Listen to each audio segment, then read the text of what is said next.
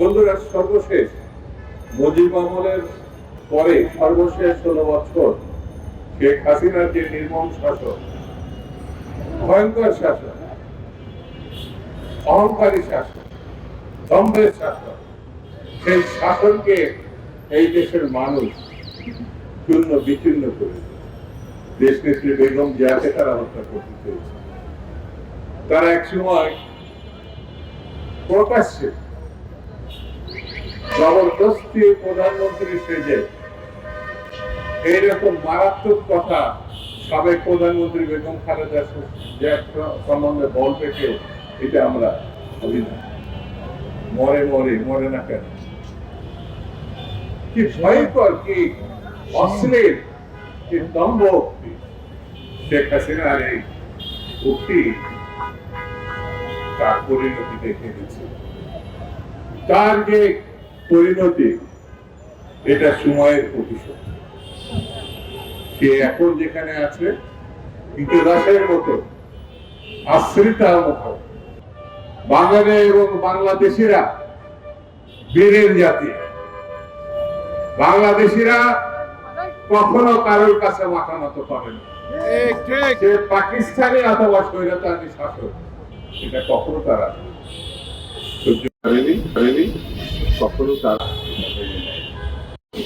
যে জাতি রক্ত দিতে পারে, জীবন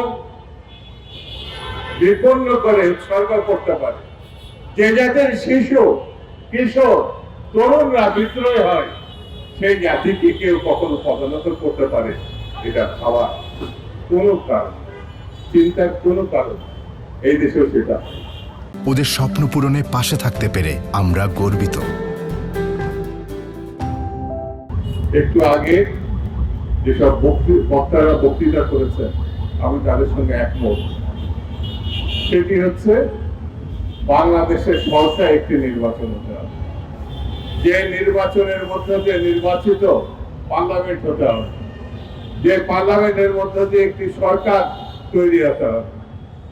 এই সরকার এবং নির্বাচিত বাইরে কেউ যদি কোনো কিছু মনে করে চাপিয়ে দেবেন সরকারের বা জনগণের উপরে, এটি গ্রহণযোগ্য হবে না, কোনো কিছু ঠিক হবে না। বন্ধুরা, আমি বক্তৃতা বেশি করবো না, শুধু এতটুকু কথা বলি। আমরা সরকারকে সমর্থন দিয়েছি গণতন্ত্রের, আমরা সরকারকে সমর্থন দিয়েছি, টিকিয়ে রেখেছি একটি ভালো নির্বাচনের জন্য।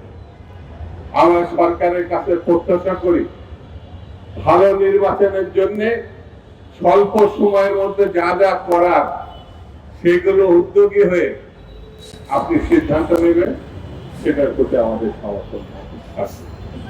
মহল বিশেষ মনে করছে নির্বাচন হলে তাদের কোনো ভবিষ্যৎ নাই, এই জন্য বিভিন্ন রকম মুখরোচক কথাবার্তা বলে নতুন নতুন দাবি সামনে এনে নির্বাচনকে প্রলম্বিত এবং ঠেকানোর চেষ্টা করছে। এদেরকে আমি বলবো তারা বোকার সাহায্যে বাস করছে।